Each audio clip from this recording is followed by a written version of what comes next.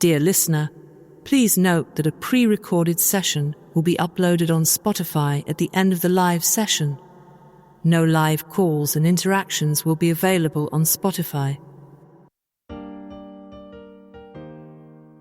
In a world where fairways meet the airwaves, where birdies and banker collide, welcome to the show that takes you beyond the clubhouse and onto the green. This is Balls and Tees, your passport to the golfing universe, where every swing tells a story and every putt has its punchline. Get ready to step onto the lush greens and dive into the world of divots, drives, and delightful banter.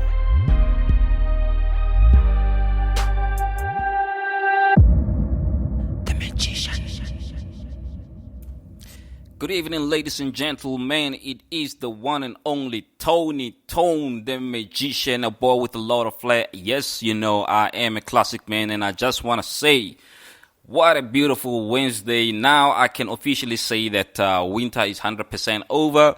Everyone is rocking their shorts, t-shirts, and we're just having a good time out here in Pretoria. This day was very sunny. Well, it wasn't just sunny, it was scorching hot, I don't want to lie. But yeah, I'm happy to be here today, and I just want to say how's it to everyone. Over the weekend, we witnessed one of our very own, they call him DDP. DDP won the middleweight championship at the UFC, and I just want to say congratulations to the man. He did a good job, and yeah, let's carry on doing what we gotta do as South Africans. Let's represent ourselves and everyone else who's in this country worldwide. So, ladies and gentlemen, you know what it is. It's that time where we are slowly getting into our weekend, and before we get into the crux of the matter, I just want to say today you're going to enjoy this episode because we will be joined by a professional golfer, and yeah, we're going to have a beautiful conversation around his foundation. We're going to have a beautiful conversation around the sport itself, and he might just share a few tips with us. So hang in there, because when the guest comes through, you're going to have a good time. But without any further ado, I just want to say, ladies and gentlemen, that time of making hot beverages or drinking something hot has come to an end. The only thing that's going to be happening now is for you to make sure that you cool down, get that ice cold water, because things are about to get heated up in studio today.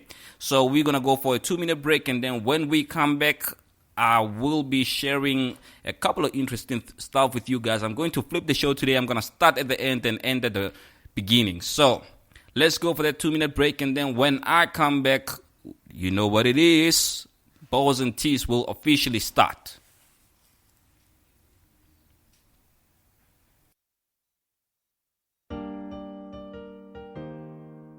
In a world where fairways meet the airwaves, where birdies and banker collide, welcome to the show that takes you beyond the clubhouse and onto the green. This is Balls and Tees, your passport to the golfing universe, where every swing tells a story and every putt has its punchline. Get ready to step onto the lush greens and dive into the world of divots, drives, and delightful banter.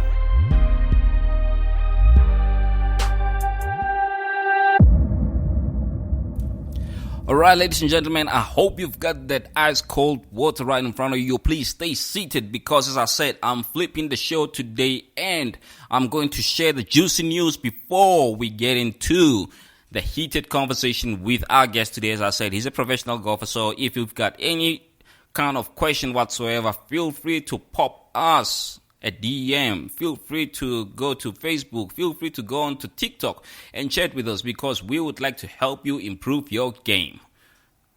You get 100%. So, ladies and gentlemen, as you know, Balls and Tees is the one and only golf podcast that's worth listening to worldwide, because of, obviously, the magician.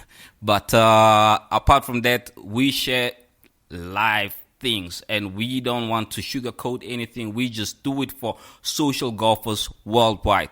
So, ladies and gentlemen, if you want to amplify your business and you want to be heard, you want to be a part of this targeted market, please shout at us, and then we will help you. We'll see how we can best customize your services, your products, your solutions to our market, and ensure that you are seen, you are heard, and people live with your product. So let me start off by announcing the upcoming golf days. As you already know, on the 15th of November, we've got the Steve Biko Academic Hospital Fundraising Golf Day. For those who don't know, Steve Biko Academic Hospital, it is here in Pretoria on Steve Biko Street, and it is the formerly known as the University of Pretoria Academic Hospital. So basically, Steve Biko is one of the biggest, if not the biggest, here in Pretoria. And listen, guys, let's support our medical professionals on this particular golf day. It will be taking place on the 15th of November, and that will be at Waterkloof Country Club. And yeah, if you want to RSVP, please contact Nwabisa Noguba at nwabisa.noguba@gauteng.gov.za. Or alternatively, you can pop a WhatsApp or give her a call on 082 484 0262. 082 484 0262. That is the Steve Biko Academic Hospital Fundraising Golf Day, 15th November, Waterkloof Country Club. I will definitely be there. I want to play with doctors. I want to have a conversation with medical professionals, and I want to have a conversation with you. So reserve that date, put it in your diary, and make sure that you come through. Whether you want to sponsor a hole, whether you want to play, listen, we are ready for you. Right? And then the following one will be the Maketa Mazibuko Fundraiser Golf Day. Maketa Mazibuko Fundraiser Golf Day, that's taking place on the 9th of October 2024, and this will be at Killarney Country Club.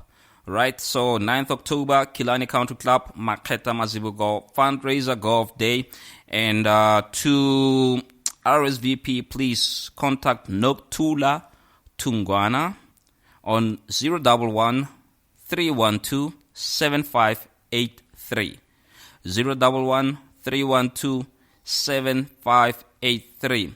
Alternatively, you can give Temba Mazibuko a call on 079 175 3729. That's Temba Mazibuko, 079 175 3729. This is the Maketa Mazibuko Fundraiser Golf Day, and that will be taking place on the 9th of October at Killarney Country Club. As you already know, the magician will be there as well. So please put that date in your calendar and make sure that you also take part in it. All right. Now, moving up, we've got the annual Allure Golf Day. Annual Allure Golf Day. That's at Orkney Golf Club, and that's on the 25th of October. Orkney Golf Club, 25th of October.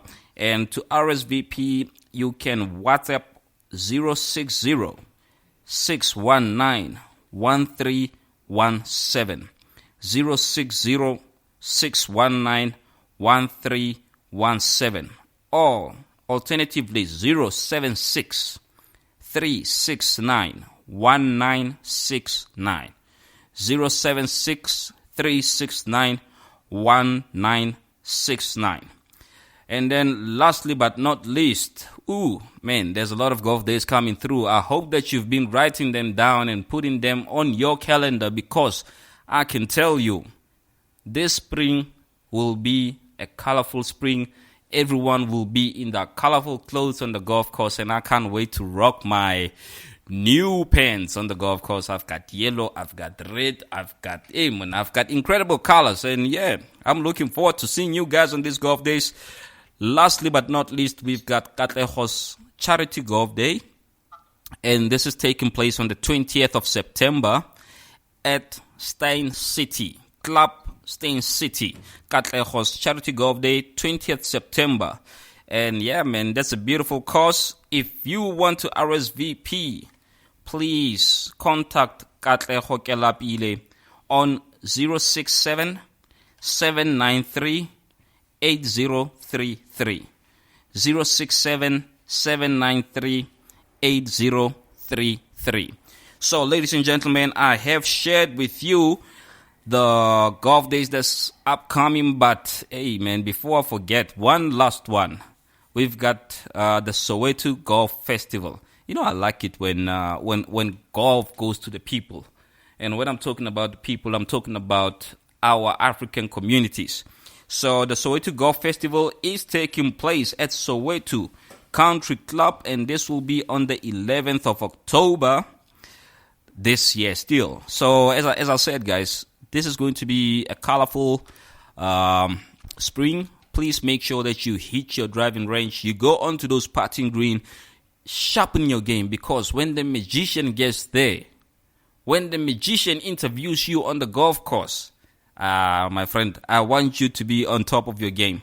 So to RSVP for the Soweto Golf Festival, please make sure that you contact Sandra. So you send POP, right, which is pop. Send POP to Sandra on 071 471 7876. 071 471 7876. So, ladies and gentlemen, that's it with the upcoming golf days, and I look forward to making sure that we all stay tuned with the who's and who's, the what's happenings around our South African golf courses. Now, let's go for our last 2-minute break before our guest joins us. And as I said, guys, if you've got any questions, if you require any tips, this gentleman is a professional. He's been doing this thing. He lives, I don't want to say he lives on the golf course, but inevitably this man lives on the golf course because it's his passion, it's his heart, it's his fuel. So if you've got any questions, pop into TikTok, Facebook, Instagram, talk to us, and then we will address the questions with our pro who's joining us today. So let's go for the 2-minute break, and then when I come back, my guest is already waiting for me, and he's ready to have a chat.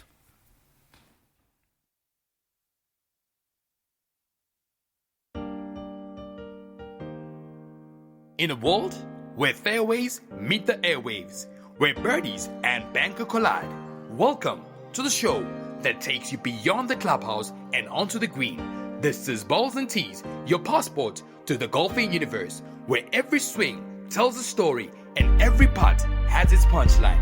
Get ready to step onto the lush greens and dive into the world of divots, drives, and delightful banter.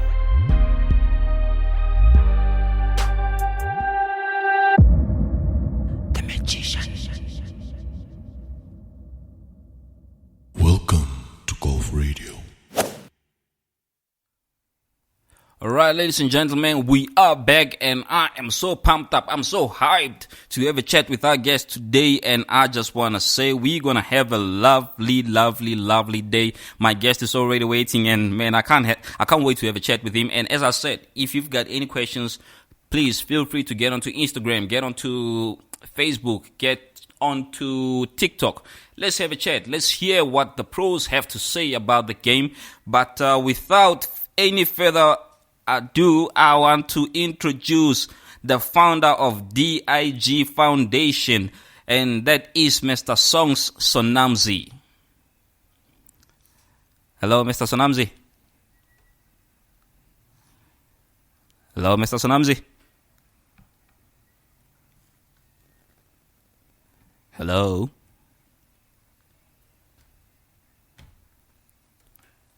All right, ladies and gentlemen, while I try to connect with my guest, let's go for another quick break, and then when I come back, it will be time to speak to our guest, and I believe that he will do more justice to introducing himself.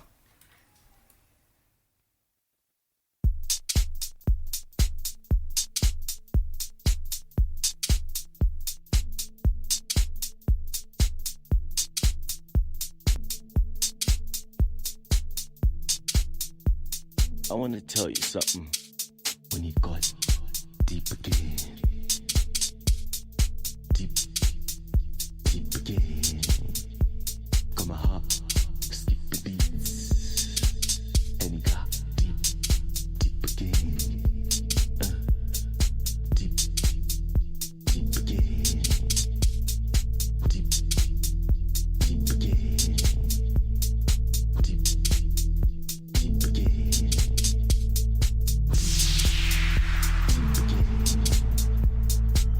Just gorgeous absence, despite full distance. Missing smiles and laughter, commemorating skipping heartbeats, monumental moments, remarkable, flammable echoes, acceptable ashes. You got my heart deep, deep again. And you got deep again. Deep, deep again. Got my heart skipping beats. And you got deep again. Deep, deep again. And you got deep again. Deep, deep again.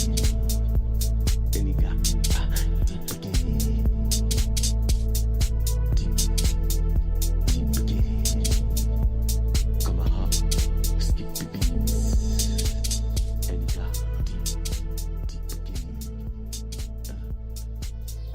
All right, ladies and gentlemen, sorry about that. I managed to get hold of my guest, and he is waiting in anticipation to get live on air. And as you know, as I said earlier on, we are joined by a professional golfer, the founder of DIG Foundation by the name Songs Sonamzi. So, ladies and gentlemen, please help me in welcoming Mr. Sonamzi. Mr. Sonamzi,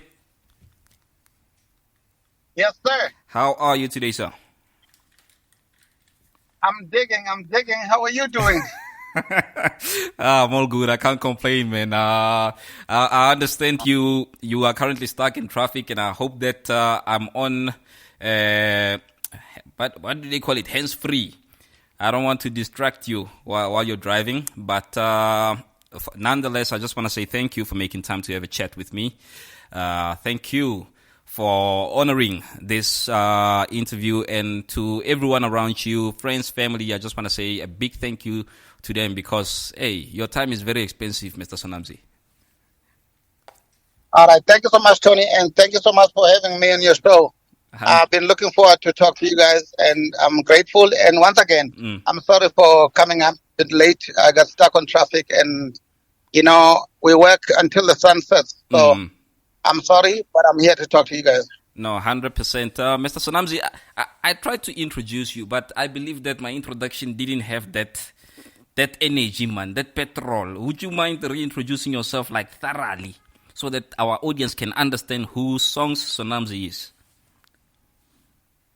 All right. My name is Song Sonamzi. I'm a PGA qualified professional. I did my studies in the States, and I finished with the PGA of America. Matter of fact, I'm the only PGA qualified professional in this country that is qualified with the PGA of America. But nonetheless, I'm the father, I'm the husband, I'm the son of the soil. I was born in the Eastern Cape. Yes, I'm Xhosa, and I'm proud and I'm privileged to be Xhosa, and I'm looking forward to develop golf in this country. That's what I stand for. My name is Song Sonamzi. Let's take this talk. Awesome. You see, you've got that thing, man. When you speak, you've got that energy. I believe that the audience are just jumping on their seats today to say, yeah, PGA qualified. And the first question that comes to mind for those who are avid golfers or people who actually would like to take this sport further in their lives, how difficult is it to actually get a PGA card?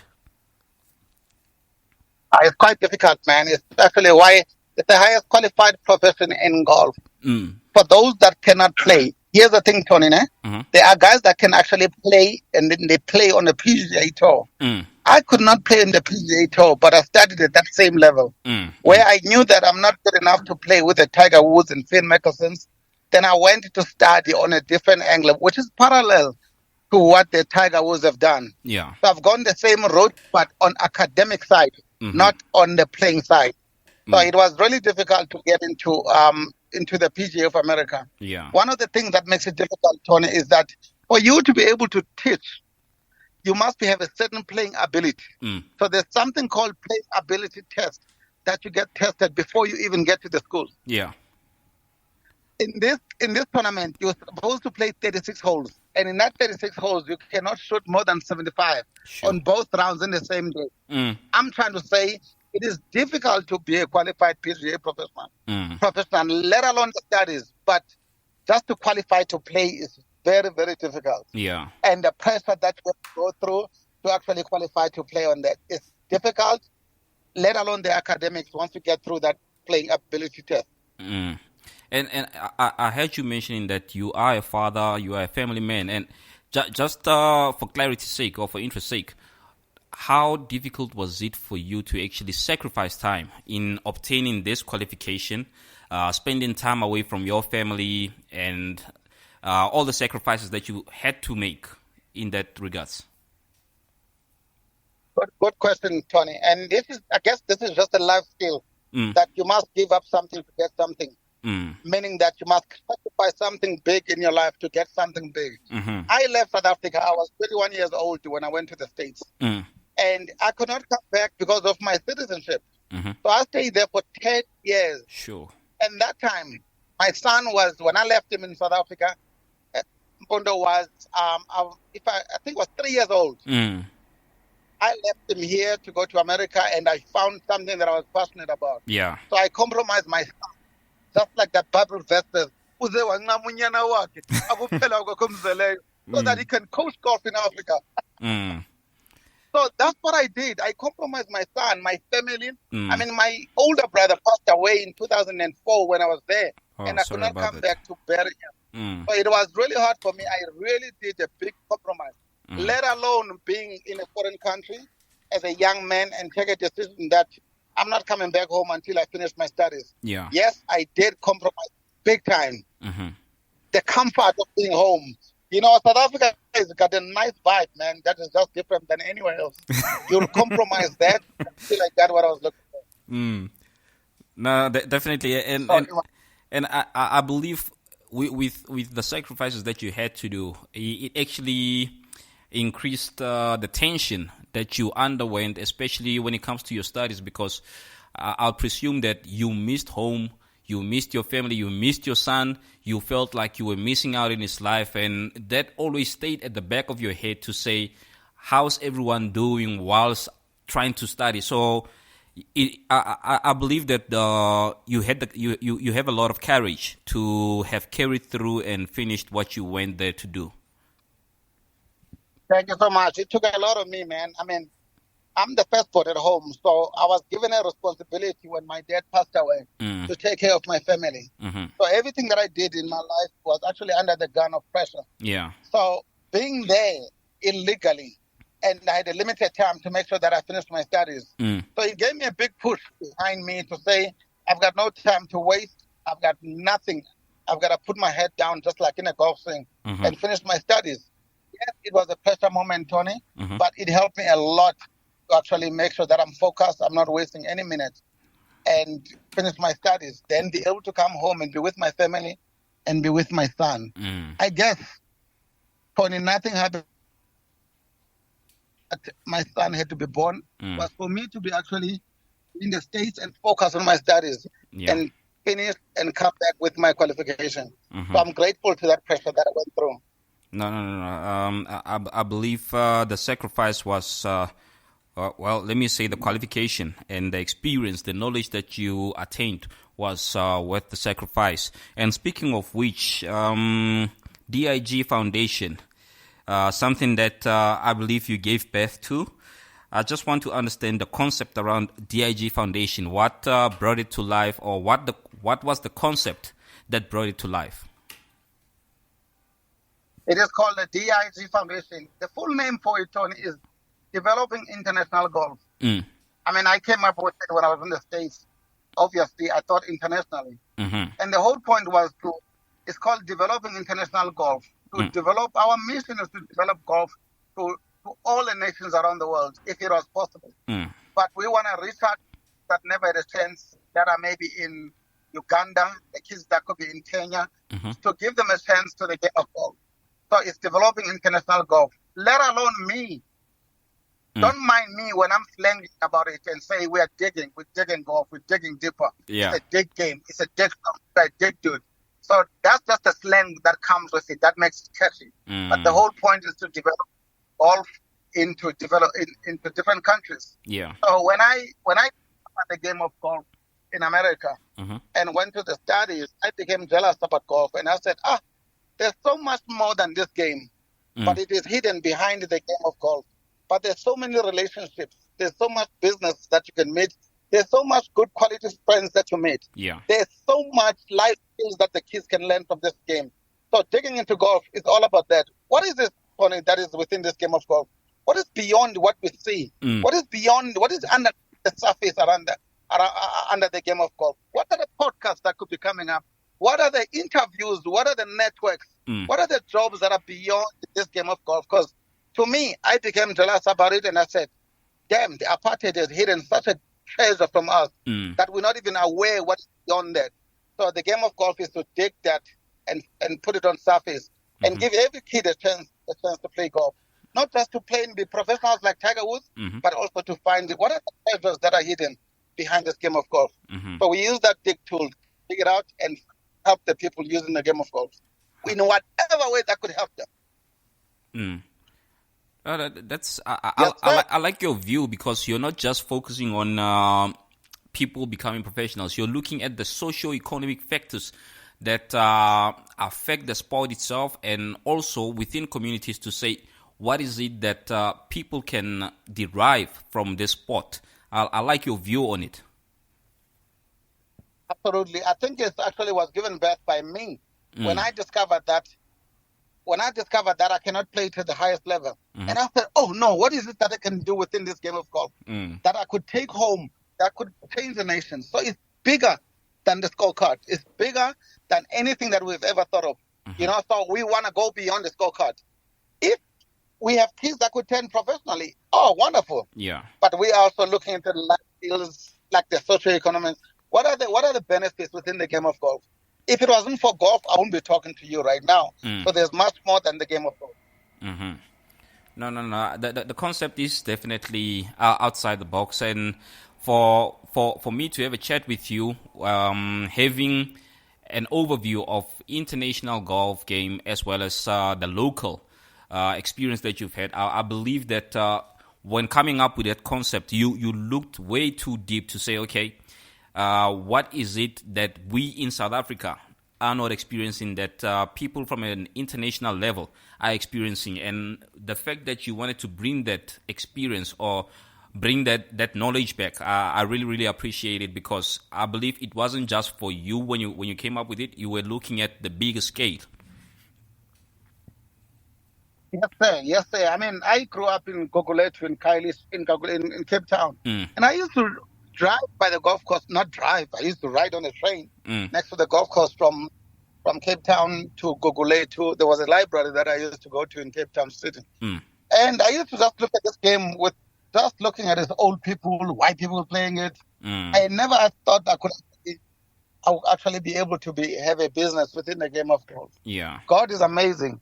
So now when I started actually in New York to work in golf, I could not believe it. I thought it was outside my reach, and there's no way that I'm going to. No, I mean, the minute I got to it, I was like, oh, what? This is a lot of fun. I'm actually going to start playing. And then I started digging deep. I did not even know there's something called professional golf. I was like, what do you mean? And then I started it. That's when I decided that let me go to school and make a career out of my passion, because I really love the game of golf. No, that's true, and I mean, like you said, it was scary for you, but isn't it what it is that whatever you don't know will scare you, but if you're willing and you dig deep, you might find that could actually be your calling, sort of thing. That could be your life path to say this is where you need to be. So you having taken the bull by the horns and manning up and doing what you did, I take my hat off to you, sir. Thank you so much. I've got a saying that your good scores, Tony, are lying on the other side of your fears. If you're scared of a shot, your good scores are lying on the other side of fear. 100%. Your success, whatever that you're scared of, is lying on the other side of. You have to cross that bridge first before you can get to what your treasure could be. But until you break into that wall of fear, that's when you need to get to the other side. So I did not know much about this game. but then I challenged it up, and then look where I am now. And I don't know where I'm going, but I'm still going somewhere with it. No. Yes, sir. I like your words, and I will reiterate them for the rest of the remaining part of the year, because it's things that we need to hear, regardless what field we're in. It's things that we need to hear, because often enough we become failures because we are afraid of failing, not because we tried something. It's because we are afraid of failing. So that fear of failure is basically what makes us failures in the end. Absolutely. We failed before we even failed. So what am I saying when it comes to failure? DIG is a quote that says there's no failure, only feedback. If you're about to hit a shot, don't be scared of it. Learn from it. Let's embrace fear. Let's embrace failure and use it as a learning opportunity instead of labeling us as a failure. Even at schools now, Tony, they're no longer writing like we did when we went to school. Yeah. If you do not pass a class, they will say fail. So failure became the scariest thing for us because he had a consequence of repeating the same year again. Yeah. But now they don't write that anymore. They say, did not proceed to the next class, if that ever happened. Which is a better way to put it than saying that I failed, man. You make me feel like a failure, you know? Yeah. So what am I saying with DIG? What am I saying to DIG? I've got a professional player that is playing well right now. So he did not play well today. I'm like, that's not failing. That's just a learning of how not to get it done. Yeah. So let's not be scared of failing. Let's challenge that fear. Again, maybe our learnings are on the failing chances or shots that we have on the golf course. That's when we learn. But if we don't learn from that, we become scared of that shot over and over because we're not learning what that shot is trying to teach us. No, 100%. Mr. Sonamzi, can we go for a 2-minute break, and then when we get back, I just want to tease you on a few things, mainly the mental aspect when it comes to golf, and then let's hear your experience as a professional and someone who's passionate about developing golf. How different it is to deal with an amateur and a professional. So, can we have the chat after the 2-minute break? Let's go to the break, man. Let's talk golf. I'm 100%. Here for you.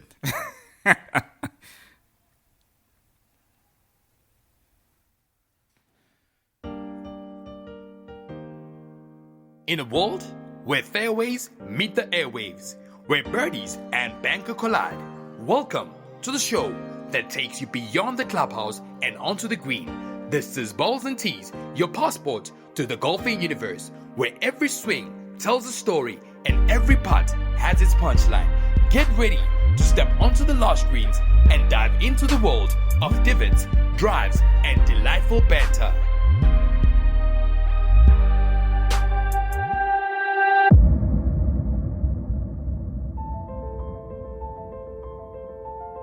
Invisible Ink Consulting, your gateway to financial success. We specialise in providing the best solutions to manage your finance and accounting, ensuring a better life for you and your business.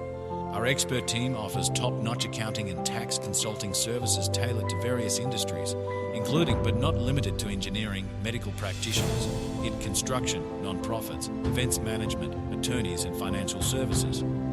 Experience the power of our best analytics, backed by a commitment to our clients and a high level of knowledge. At Invisible Ink Consulting, we strive to deliver the best service you can get, making your financial journey seamless and rewarding. Choose Invisible Ink Consulting for a brighter financial future. Your success our priority. Please visit us at www.invisibleinc.co.za to reach us. www.invisibleinc.co.za.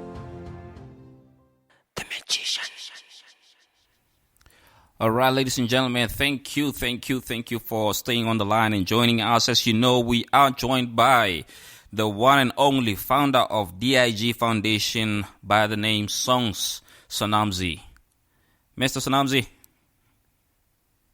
Yes, sir. Thank you once again for joining us, sir. You know, I've been doing a bit of research here, and I saw your mission. You know, it's so deep. Can I just read it out to the audience, and then we can elaborate on our conversations afterwards? Okay. I can say that again. So I didn't get that. No. I was just reading up on DIG's mission.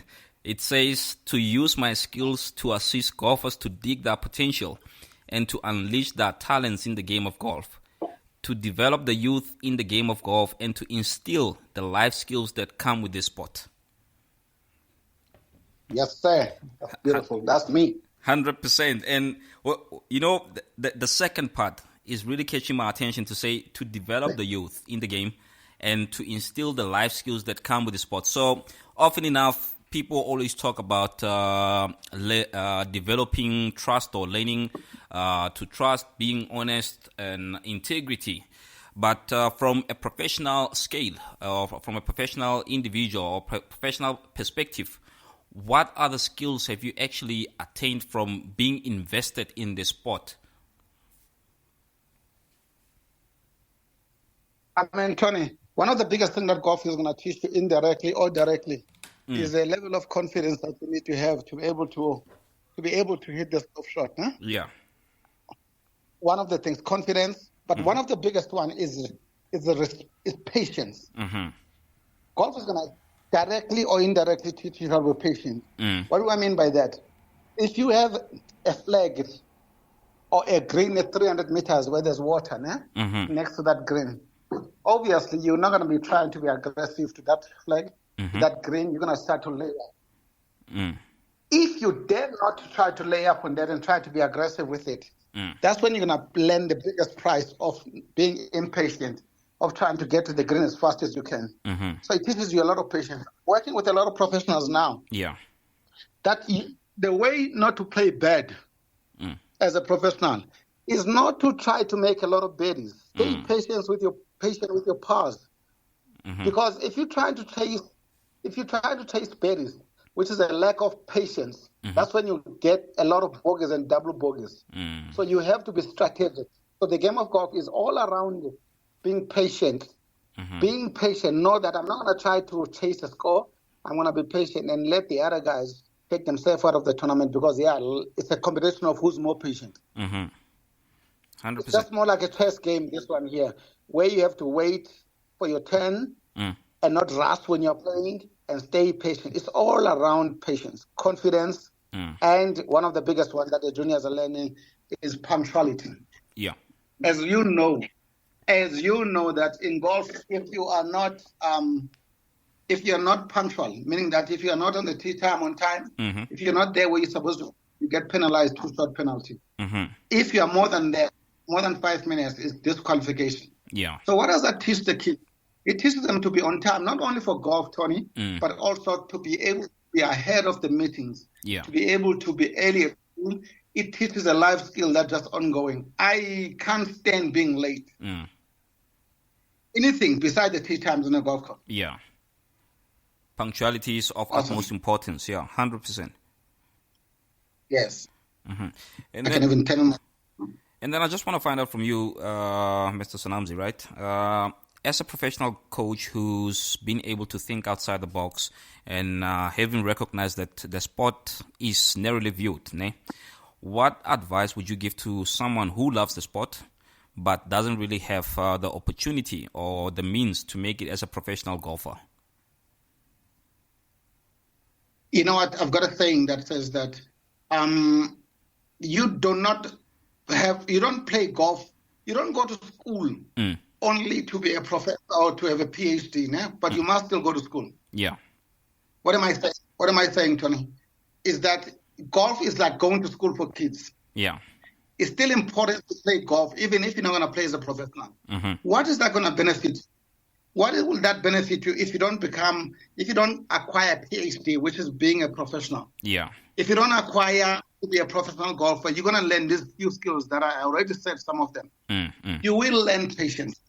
You will have confidence. You will have networks on it that will be amazingly valuable, more than, or if not equal as the school. Yeah. You will create amazing relationships that you will have. My son plays now. I'm saying to him, if you play professional, great, but you still need that you must go to school and you must also play golf because of the values and the benefits that you get within the game of golf.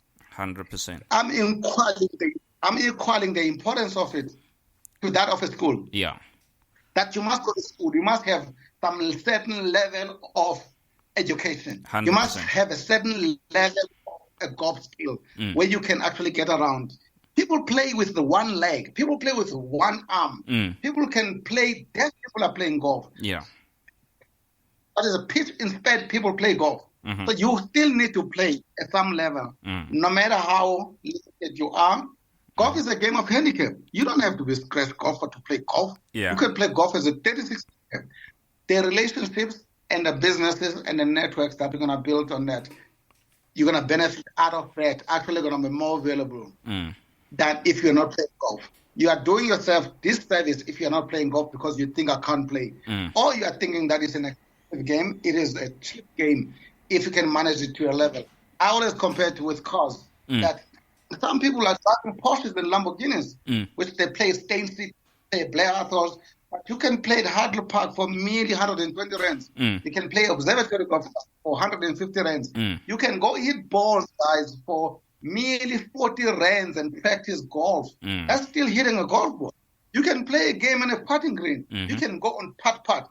You don't need to be playing at the high level or in high expensive golf courses. Yeah. So that's an awareness that we don't have, more especially as black people. But I want to expose that to say, you do not need to be a member at the high-end golf course. You can be a golf course. You can be a member in just a beginner's golf course, a 9-hole golf course. Yeah. You're still playing golf. Still create amazing relationships. Until you build those relationships that you're going to meet on that small golf course, then you can be a member at the Kyalami Golf Clubs, PCJs, and it's around. So it's a build-up. 100%. And then whilst we're on that, around people paying for, paying expensive rounds and going to these expensive golf courses. So if we were to look at the two distinct worlds of golf, where we're looking at an amateur and a professional, right? Yes, sir. So obviously a professional has got more experience. A professional has more, let me say, is more in control of that game compared to an amateur. Would you recommend top-notch golf courses for people who know exactly how to play and have the discipline, the etiquette around golf as compared to amateur golfers? I mean, if I will recommend that you go to. It's not about the game of golf. It's not about the game that determines if you go to a high-end golf course or to a low-end. It is the level of your pocket that you have. Yeah. Because the difference between the low end to high end is not the skill of golf, more than it is the ability to afford the fees to pay annual subscription for that particular golf course. Because, I mean, think about it. I think a Stain City is like 40,000 rands to be a member there. Yeah. So there are guys there that I know, that I coach, that are terrible with golf. They are like really golfers. You know, they are close to hitting it backwards. That's how bad they are. But they are members at the high end golf courses because they can afford to pay those. And then there are some good guys who are members at the Soweto Country Club who are very good golfers, like really good golfers. I see some junior leagues that are played with those kids from Soweto. Those kids, they beat those cheese boys like nothing. Yeah. So it is a level of financial status that you are on at that particular time that determines the way you're going to play. Yeah. Because if I take now 100,000 rands now and be a member at a high-end golf course, my wife will have problems with me doing that. But it's still important that I play and I'm able to play to my handicap. Yeah. You know what I'm saying? So I'm able to do that. But then if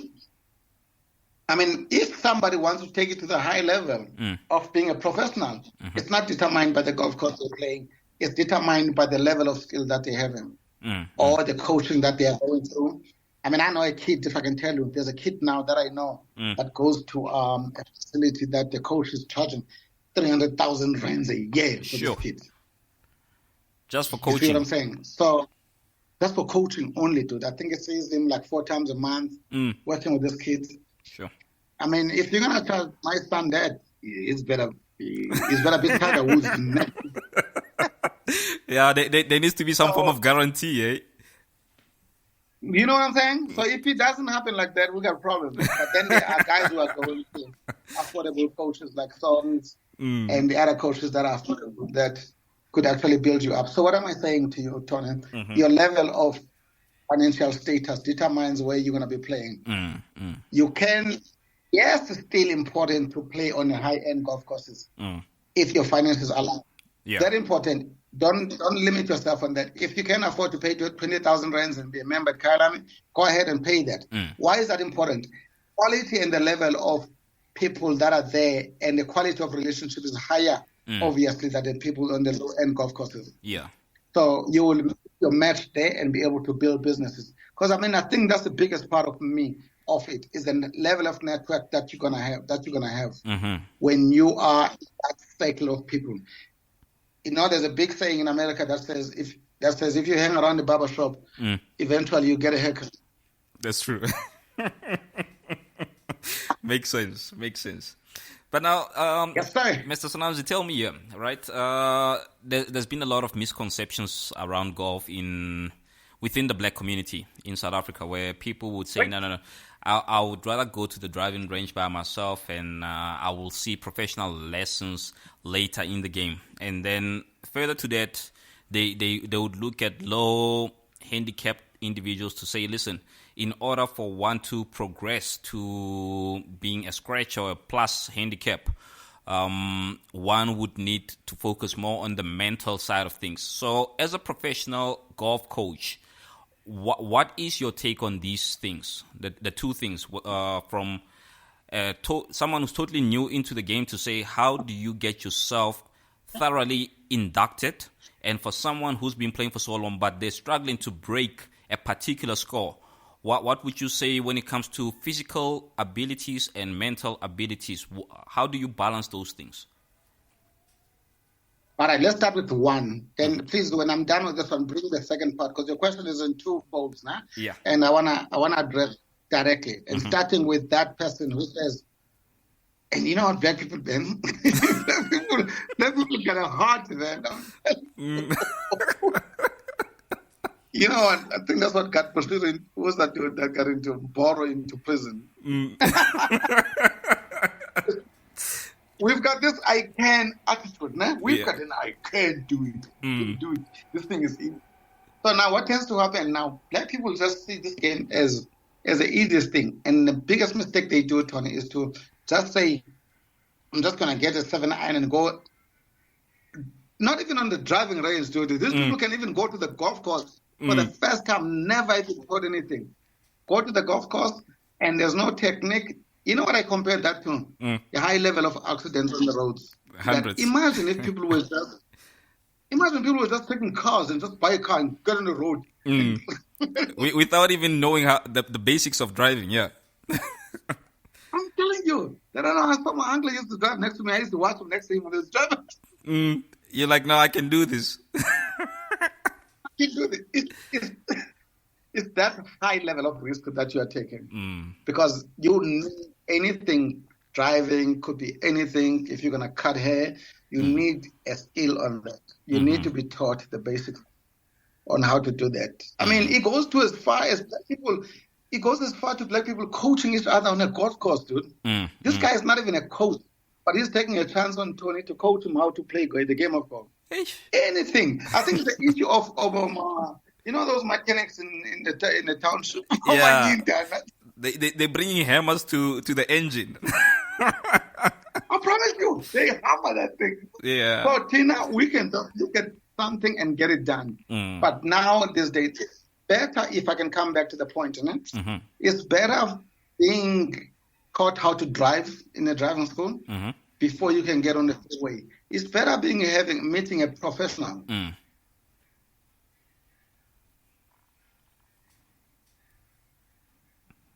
Hello. All right, ladies and gentlemen, we seem to be having a technical glitch, but let's go for a 2-minute while we resolve the issue and get Mr. Song Sonamzi back online.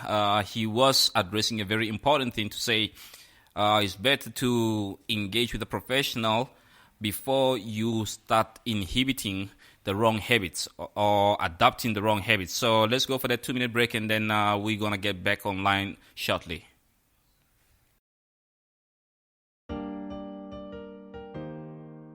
In a world where fairways meet the airwaves, where birdies and banker collide. Welcome to the show that takes you beyond the clubhouse and onto the green. This is Balls and Tees, your passport to the golfing universe, where every swing tells a story and every putt has its punchline. Get ready to step onto the lush greens and dive into the world of divots, drives, and delightful banter. The Magician.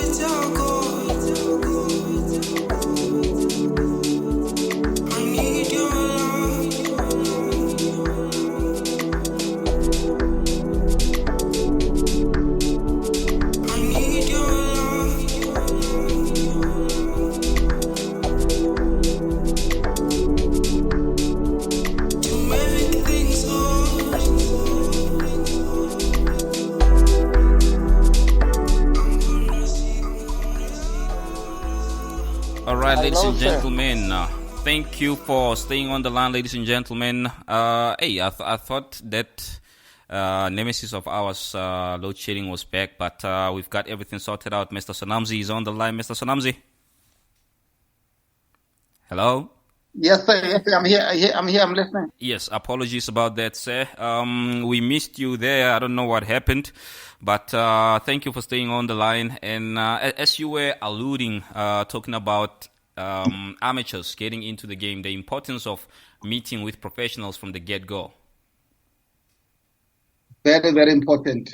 Very important to get the basics and get the fundamentals straight in line. Because the toughest thing is the minute you start adopting bad behaviors, it's tough to get rid of those bad behaviors as you are playing along in the future.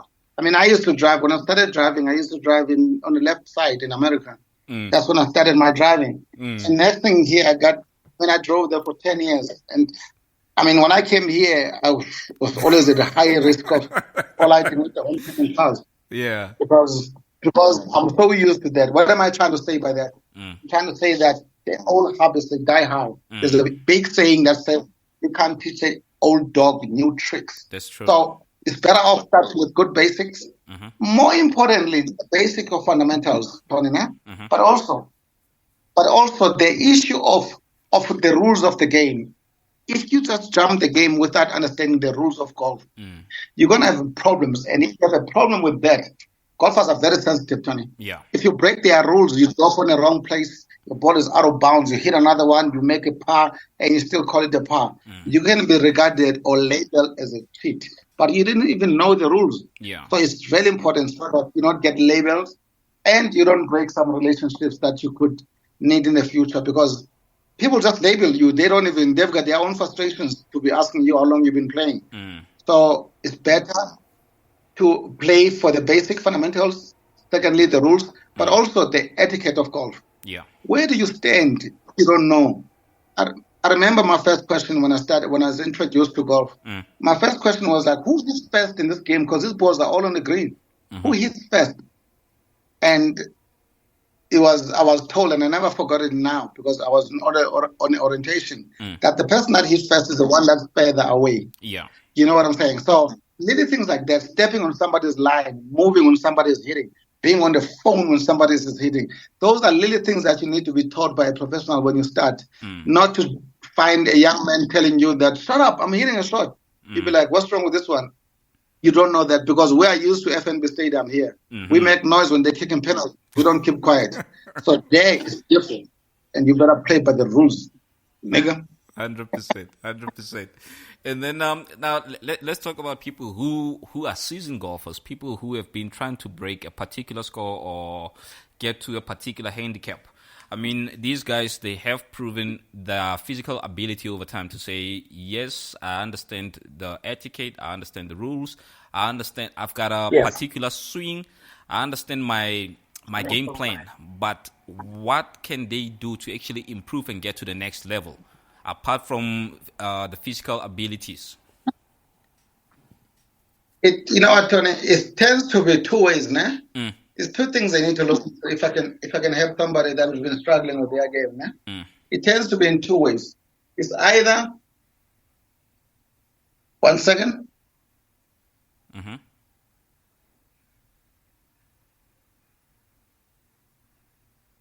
It tends to be in two ways, nah? If you've been stuck with your game to a certain handicap for a long time, I mean, obviously, if you ain't broke, you must not change it. But obviously, this one is stuck. This one is stuck. It must be it must be changed to a certain level. Two things that I can say right now that you look into is the mental side of golf, nah? What is it that you believe about your handicap? Do you believe that you're 18 handicap and then you are stuck at that level? What are the things that you can reach? What are the things in your game that you can change that could actually help you to get to the next level?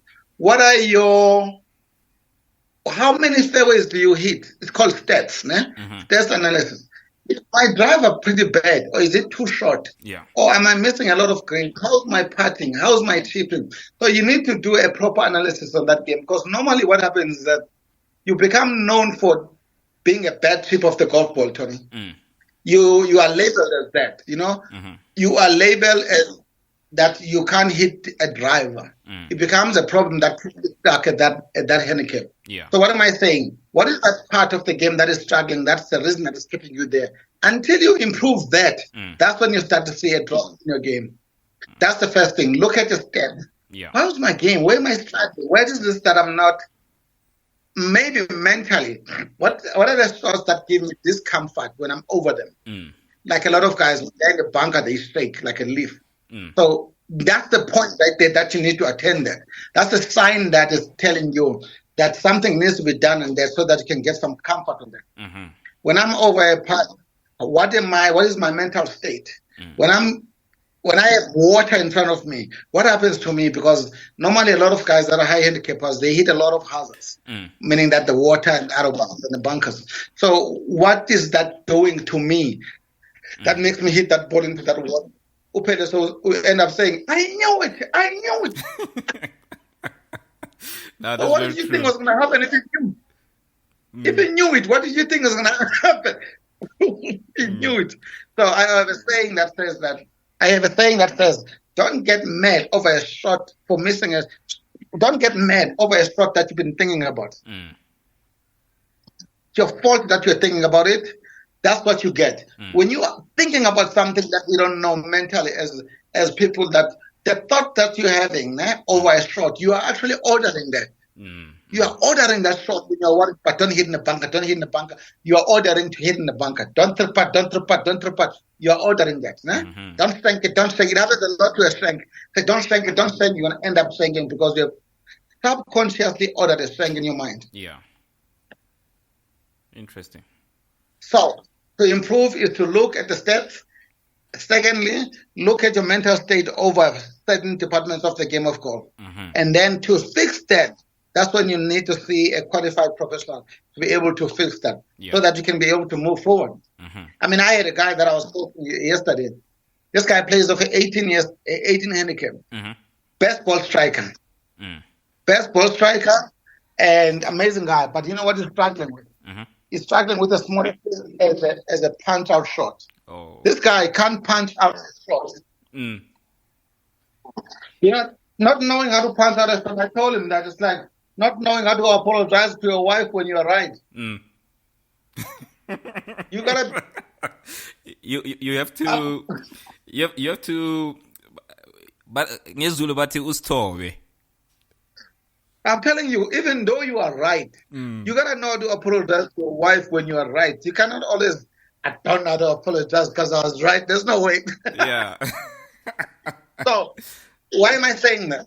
What am I saying that? It's one of the first elements, actually, in my coaching now. That how is your punch up? Because most high handicappers, two things. You must be able to punch out, and secondly, you must be able to chip on the green. Yeah. Because you are not going to hit greens if you are a high handicap. I'm talking about from a 15 all the way up. Nah? You're not going to hit a lot of greens on that. I've got a big saying that says that you pay green fees, but you don't hit greens. You know? Yeah. So you must be able to chip the ball back into play so that you can be able to putt. The difference between high handicappers and low handicap is the amount of greens they hit. But the difference between high handicappers that win amongst their friends is the one that knows how to punch out. Because these guys are hardly ever on the fairway. Yeah. One of the worst things that you can ever do is to arrange a meeting with a high handicap on a golf course. Dude, you'll be starting to talk before you tee off. That guy's gone way right. The next one is gone way left. And then it separates you guys. It separates you the one time. You end up not talking about anything because homeboy is never with you, man. So learn how to apologize to your wife when you're right, and learn how to punch into the fairway when you have missed the fairway, because it's going to happen a lot. Don't get me wrong, it's going to happen a lot. You know what I'm saying? So, I mean, I always wonder when I see a high handicap with white golf shoes. I'm always saying, "Oh, white golf shoes." Those shoes are to be on the fairway, man. Yeah, not in the rough. Not in the rough. Who wears white shoes in your high handicap? You got nerves. You got nerves. You cannot be doing that. Wear some black shoes, some brown shoes, bro, so you can come back looking better later on. I'm joking. But what am I saying? There's high percentage that you're going to hit it on the rough or in the bushes. But the question is, it's not that you must not hit it there. You must know what to do when that happens, which is going to happen a lot because you are high handicap for a reason. Everyone started there. Yeah. Nothing separate or special about you. No, 100%, and I think that's one of the things that a lot of golfers fail to understand. I mean, we like watching what happens on TV. We like seeing the shows that the pros do, and then we want to emulate them, but forgetting that mentally and physically we're not at that level yet. Do you say yet? Yet.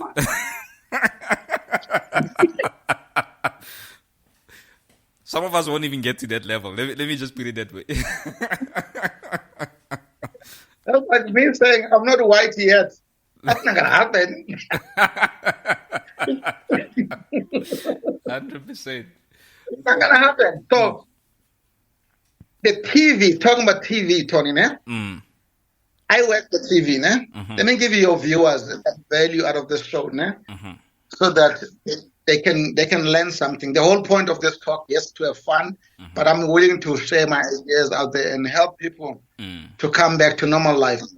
When we work for TV, our cameras are focused on good players. And even those good players, they still hit bad shots, né? Yeah. But we capture good shots and replay them as if they are live. Yeah. You hear me? The worst ones that you get, the worst one to watch for golf is those highlights. That's the worst form of golf you can ever watch, because all those shots are selected and are edited to show the good shots only that are actually that you are watching, which looks like You can hit it. I mean, Tiger Woods made a hole-in-one on the 16th of Augusta. That shot was played over and over. And every amateur now that I played with was always aiming at the flag, trying to make a hole-in-one. Forgetting how many shots Tiger Woods has missed on that day. I mean, one of the worst clips that I've ever seen is when Tiger Woods chipped in at 16 of Augusta at the back edge of the green. That shot that had that comment, better than most. If you lose yourself, anything like that. Tiger Woods had a gap wedge on that hole, going to that green, and he hooked that ball left to get into that position where he was at. But the TV doesn't show that. It shows the chip shot that he chipped in and made to look like everyone now when they miss the green. I've got a friend of mine, White, he always says, because of that chip, always says, take out the flag. So it's just 1 in 100 that TV shows. And I'm saying to people that do not get caught up with the TV, even if it's not highlights. Even if you're watching a live game on professional golf, you are not going to get that level. You're not going to be that good. But you know what's so funny, Tony? The best golfers always show up an hour early in golf to practice their shots before they actually get to the golf course. 100%. Another thing that I noticed, the best golfers never aim at the flag. But yet amateurs, they aim at the flag. Amateurs show up on time. If it's 10 o'clock tea time, Osipo is going to show up at 10 o'clock. But then a professional golfer like Tabang is going to be there an hour early. And then we get to the golf course. Sipo is aiming at the flag, and Tabang is aiming away from the flag. So I just don't get it. You don't get it. It's split it around. No. What you're saying... That raises another point. Go ahead. No, I was saying what you're saying makes sense because, I mean, if you're 180 meters away from the flag and you want to aim at a single pole that you're barely seeing, why don't you just aim at the green? Just make sure that you're on the green. I like that, Tony. That you barely see. At 150 meters with a club head speed of maybe 90 miles per hour, at the smallest object, with the wind, with the graph, with the grass and all that stuff, with your head moving, and then you are telling me that you want to hit in that less than 1 centimeter target. Yeah. I mean, who lied to us here? Hey, Mr. I mean, the average depth of the green is about 30 to 40 meters wide. And when I was to choose that, you want to choose the hottest girl in the club. You know what I'm saying? Uzolimar. Something is wrong with you. Uzolimar, what's Uzolimar? And Ubang a test outside. What's wrong with you? Which is your handicap. So what am I saying here? I'm just trying to get on this part, I'm trying to align expectations of golfers. The best thing for that comment is when you hit the tee shot, the purpose of the tee shot is to get to the fairway or move your ball to closer to the hole. From there, the next stop is the green. And then from there, that's when you start to look for the flag. It's not, you're not going to take shortcuts. That's why earlier on I was talking about the power of golf teaches you patience. Because if you are patient, Tony, you're not going to be chasing flags. You're going to hit the green. Your target is bigger. There's so many variables that could happen here, and then you can start getting closer to the flag. You're not going to start from primary school and jump straight to college. You're going to have to go to high school before you get to that. 100%. No, you couldn't have been more clearer than that, Mr. Sonamzi. And it seems that we've gone over time. I wish to have a full-on conversation with you, of course. And I believe that in the near future we will meet and then we can dissect this thing properly because there's a lot of things that as amateur golfers or as social golfers we still need to learn and understand about the game. Like you said, it's not about how expensive you pay for a round. It's more about you as an individual and the thoughts that go through your mind during that round of golf. Exactly. And the biggest part is managing expectations. You are an amateur for a reason. You are a profession in your work of not in the golf course. Yeah. The fact that you're a professional doctor does not make you that a professional golfer. So manage your expectations, play within your limits, and you'll find the game much more beautiful. We are making it so frustrating if we're going to make a difficult game and aim it more difficult. Yeah. You see what I'm saying? So it needs to be aligned correctly so that we can enjoy the game. Because now we're going to label it as the most difficult game because we are trying to get the most difficult things. If you play within your limit, if you are 18 handicap, there's no point that you are trying to chase pars. If you make your bogeys with the IPS system, you're still making pars based on points. But everyone, when they get off the parking lot, all amateurs, when they come to Kyalami, they walk like professionals, bro. I'm telling you.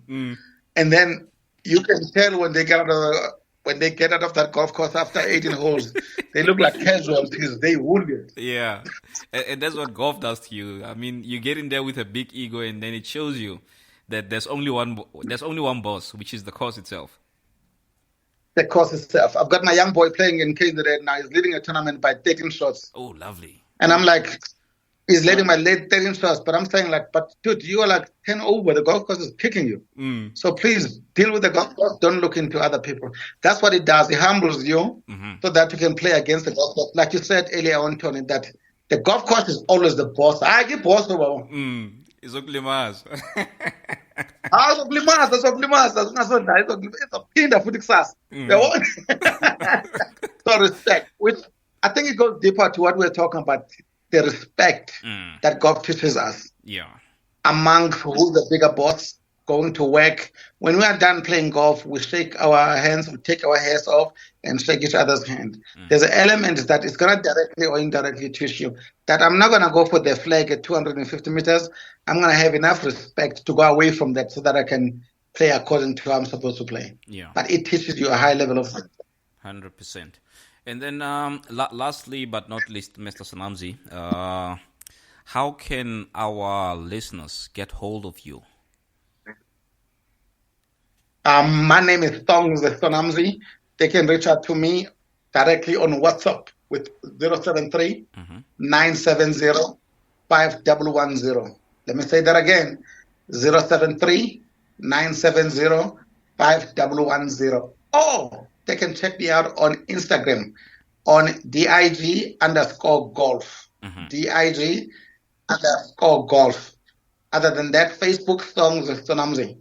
If you don't know Songs Sonamzi, you're not a golfer.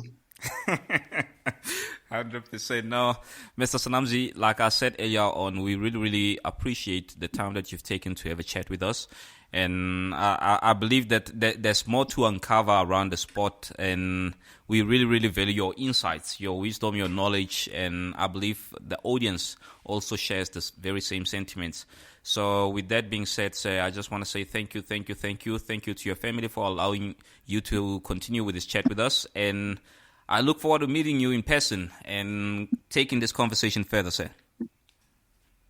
Thank you so much, Tony. And thank you guys for having me. I don't take this lightly. And talking about my passion, I really appreciate you guys. And thank you so much with all respect. Thank you. Thank you, sir. Have a great evening. Thank you, sir. All right, bye. All right, ladies and gentlemen, so there you have it. That was our guest for the day. And as I said, it's going to be quite interesting because we're talking about a professional perspective when it comes to golf. Someone who has been exposed to international professional golf, and he came back to say, guys, I need to develop golf within the communities, not just golf itself, but to unpack what the sport is when he looks at it from an international perspective. So a big shout out to Mr. Songs Sonamzi from DIG Foundation. As he said, you can get a hold of him on Instagram, DIG_golf, and then on Facebook, Songs Sonamzi. If you want to have a chat with him and just to improve your game, just to get a bit more knowledge and understanding of the game, that is our professional PGA certified coach that we had today. Ladies and gentlemen, we are over schedule, and I want to say thank you for sticking it with us. But as you know, the time has come for me to finally say the weekend is upon us. So, if you're working tomorrow, make sure you contact Tony. If you're working on Friday, and I don't know what you're doing. When you're working on Friday, don't even look into my direction, because we are now officially announcing the weekend. I will catch you guys next week, same time, same place, 6 p.m. on a Wednesday. Spring is here. Be colorful on the golf course. Make sure that you continue to exercise. Make sure that you hydrate, because South Africa's sun is scorching hot. Right, ladies and gentlemen, I love you and thank you for continuing to follow us. Have a great weekend.